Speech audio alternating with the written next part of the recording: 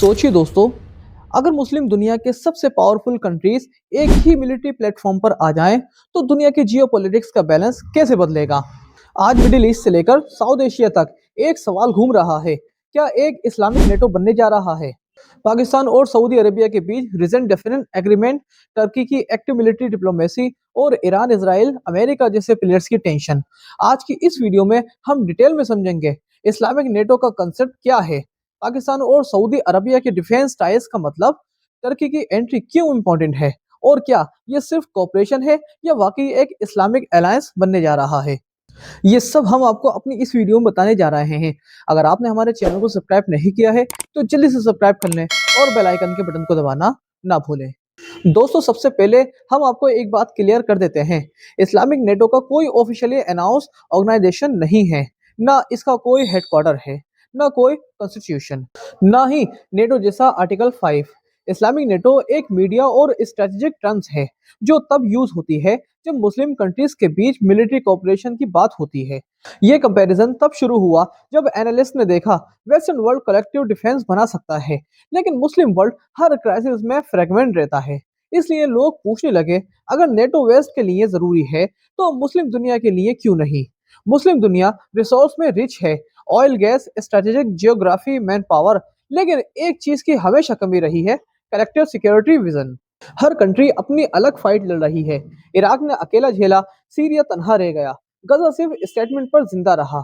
और जब भी कोई मुस्लिम कंट्री प्रेशर में आती है तो मदद इंस्टीट्यूशन नहीं होती, सिर्फ पॉलिटिकल स्टेटमेंट तक सिमट जाती है।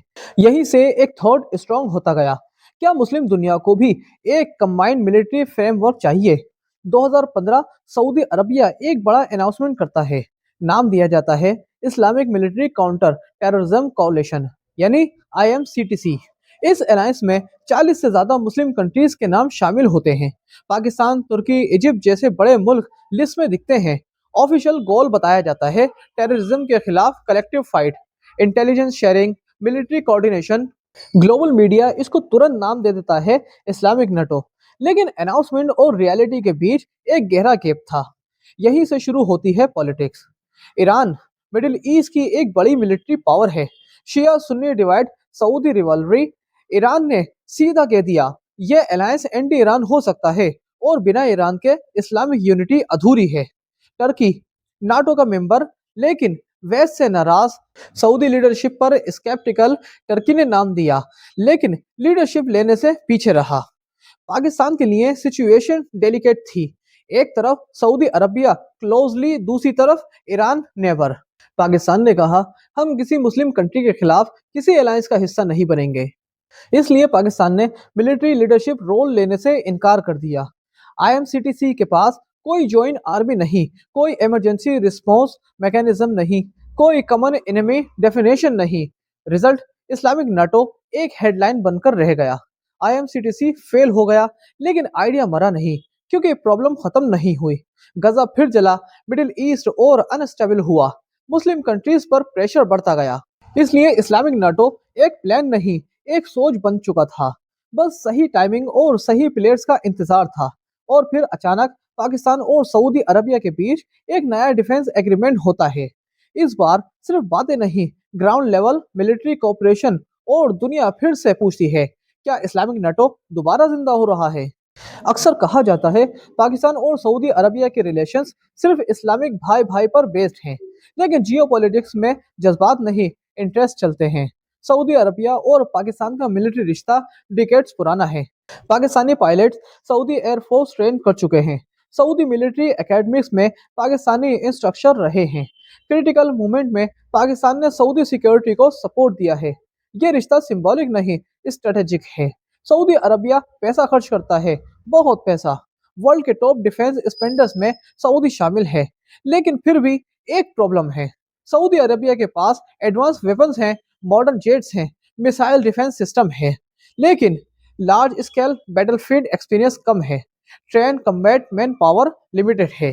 सऊदी अरबिया यमन में फंस चुका है, ईरान के इन्फ्लुएंस से घिरता जा रहा है, रीजनल इंस्टेबिलिटी का सामना कर रहा है, और यहाँ पर पाकिस्तान इंपॉर्टेंट बन जाता है। पाकिस्तान बैटल टेस्टेड आर्मी है, काउंटर टेररिज्म एक्सपर्टीज है, हर ट्रेन में वॉरफेयर का एक्सपीरियंस रखता है, सऊदी अरबिया को पाकिस्तान चाहिए वेपन्स चलाने के लिए नहीं, जंग लड़ने की समझ के लिए। अब बात पाकिस्तान की कि पाकिस्तान सिर्फ एक मिलिट्री पावर नहीं, वो एक इकोनॉमिकली प्रेशर स्टेट भी है। Dollar crisis, IMF conditions, international isolation का रिस्क। पाकिस्तान को चाहिए economic breathing space, diplomatic banking, strategic allies. Saudi Arabia oil power है, मुस्लिम वर्ल्ड में पॉलिटिकल वेट रखता है, क्राइसिस में फाइनेंशियल सपोर्ट दे सकता है। इसलिए पाकिस्तान के लिए ये डिफेंस डील सिर्फ सिक्योरिटी नहीं, ये इकोनॉमिक और डिप्लोमेटिक इंश्योरेंस है। पब्लिक डॉक्यूमेंट्स लिमिटेड हैं, लेकिन डिफेंस एक्सपर्ट के मुताबिक इस कॉपरेशन में शामिल हैं joint military training, intelligence sharing, defence production collaboration, counter terrorism coordination, high level military exchange. ये कोई एक टाइम एक्सरसाइज नहीं, ये लॉन्ग टर्म मिलिट्री अलाइनमेंट है।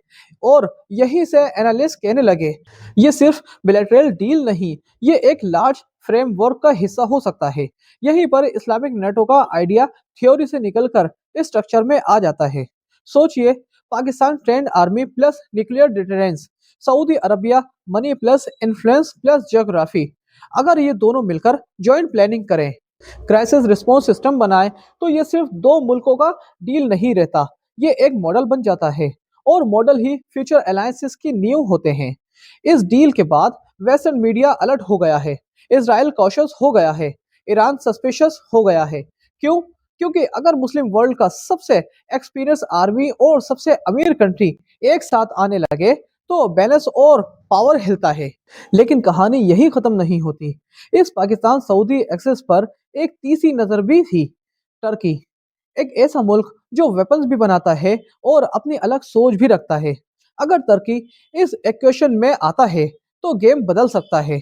इसलिए अगला सवाल, टर्की क्यों इस अलाइनमेंट की तरफ बढ़ जाता है, यानी कि बढ़ रहा है। टर्की एक आम मुस्लिम कंट्री नहीं है, टर्की नाटो का मेंबर है, यूरोप और एशिया के बीच ब्रिज है, अपनी इंडिपेंडेंस फॉरेन पॉलिसी रखता है। टर्की ने देखा वेस्ट अपने फायदे के लिए अलायंस यूज करता है, मुस्लिम कंट्रीज को सिर्फ पाउंड समझा जाता है। इसी वजह से तुर्की ने पिछले 10 से 15 सालों में एक अलग रास्ता चुना, मिलिट्री सेल्फ रिलीज। आज तुर्की सिर्फ आर्मी रखता नहीं, वो वेपन भी बनाता है। तुर्की की डिफेंस इंडस्ट्री ड्रोन यानी बायरेक्टर टीवी2, missile armoured vehicles, naval ships. आज यूक्रेन वॉर ने दुनिया को दिखाया कि तुर्किश ड्रोन कैसे बैटलफील्ड का गेम बदल सकते हैं। टर्की का मैसेज क्लियर था, मुस्लिम दुनिया को हमेशा वेस्ट के वेपन पर डिपेंड रहने की जरूरत नहीं है। अब जरा इस इक्वेशन को समझिए। Pakistan battle tested army, nuclear deterrence, man power. Saudi Arabia money, oil power, religious and political influence. Turkey military technology, weapon manufacturing, strategic weapon. ये तीन मिलकर बना देते हैं एक कंप्लीट मिलिट्री ट्रायंगल। इस पॉइंट पर इस्लामिक नाटो सिर्फ आइडिया नहीं रहता, वो एक पोटेंशियल स्ट्रक्चर बन जाता है। जैसे ही तुर्की इस अलाइनमेंट के करीब आता है, वेस्टर्न थिंक टैंक्स अलर्ट हो जाते हैं, इजराइल कॉशियस हो जाता है, ईरान सस्पिशियस हो जाता है। क्यों?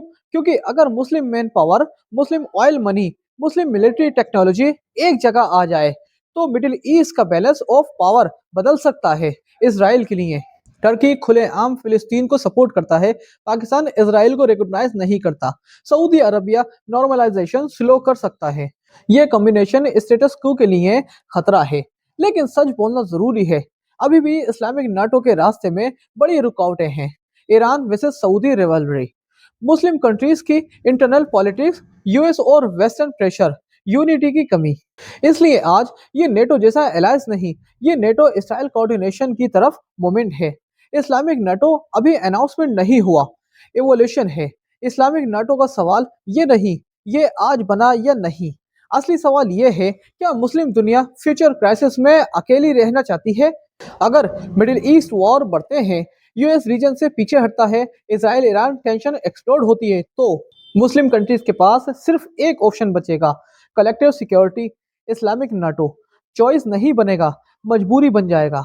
शायद आज इस्लामिक नाटो सिर्फ एक आइडिया हो, शायद अभी कोई ऑफिशियल अलायंस एक्सिस्ट ना करता हो, लेकिन हिस्ट्री हमेशा ये बताती है, जब दुनिया पावर ब्लॉक्स में बढ़ जाती है, तो तनहा रहने वाले मुल्क सबसे पहले नुकसान उठाते हैं। पाकिस्तान, सऊदी अरबिया और टर्की, तीन अलग हिस्टोरिस, तीन अलग इंटरेस्ट, लेकिन एक ही सवाल, क्या मुस्लिम दुनिया अपनी हिफाजत खुद कर पाएगी? ये कहानी सिर्फ डिफेंस एग्रीमेंट की नहीं, ये कहानी है सेल्फ रिस्पेक्ट, सॉवरेनिटी और कलेक्टिव स्ट्रेंथ की। आज इस्लामिक नाटो एक पॉसिबिलिटी है, कल ये नेसेसिटी बन सकता है, और पर्सन शायद सिर्फ एक नाम नहीं बल्कि दुनिया का नया पावर सेंटर हो।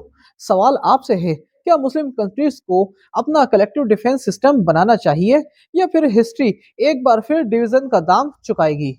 कमेंट में अपनी राय जरूर लिखिए, क्योंकि ये सिर्फ जियो पॉलिटिक्स नहीं, ये हम सबका फ्यूचर है। अगर आपको ऐसी ground level unbiased geo political documentaries पसंद है तो चैनल को सब्सक्राइब कीजिए और इस वीडियो को शेयर कीजिए, ताकि बात सिर्फ सुनी ना जाए, समझी भी जाए। और मुझे अब दीजिए इजाजत, मैं आपका दोस्त नवाज खान।